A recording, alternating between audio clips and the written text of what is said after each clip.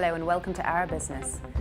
Further devaluation of Egyptian pound is expected during 2015 and 2016, according to a report issued by HSBC. This will see rates of the currency versus the US dollar reaching 7.50 Egyptian pounds by the end of 2015 and £8 by the end of 2016. According to the Central Bank of Egypt, the dollar buying price is 7.15 Egyptian pounds, while the selling price is 7.17. The prices on the black market have already surpassed HSBC's expectations.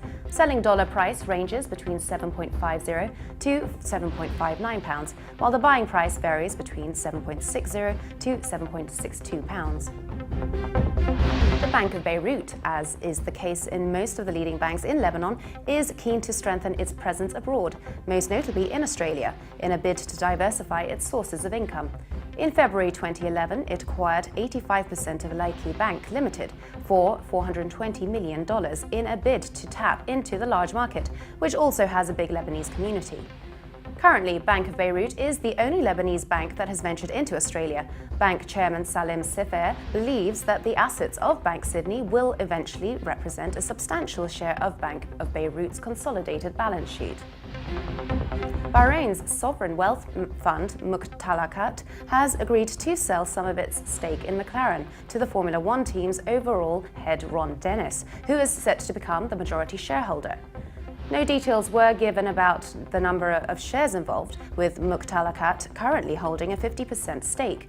Dennis and Saudi-born businessman Mansour Oje, the chief executive of Luxembourg-based TAG, each hold 25%. An informed source emphasized that while the Bahrainis were willing to sell some shares, they had no intention of leaving McLaren entirely. Qatar has predicted its economy will grow 7.7% next year, signaling the world's top exporter of liquefied natural gas expects very little disruption to its finances from the oil price plunge, which is worrying many energy exporters. The forecast by the Ministry of Development, Planning and Statistics was down only marginally from 7.8% estimate for 2015, which the ministry delivered in June this year. Growth of 7.7% in 2015 would be Qatar's fastest expansion since 2011 and an acceleration from 6.3% estimated for this year. And finally, a Dubai-based company owned by a Saudi businessman, Sheikh Tariq bin Laden, is to build Africa's tallest skyscraper in Morocco. The 540-meter skyscraper, which will be built in Casablanca, has a working title of Al Noor Tower, but will eventually be named after King Mohammed. Dubai-based Middle East Development will construct the 114-story building, estimated to cost $1 billion. Work on the tower is due to begin in June, with an expected completion date of June 2018. For more updates, please visit levant.tv.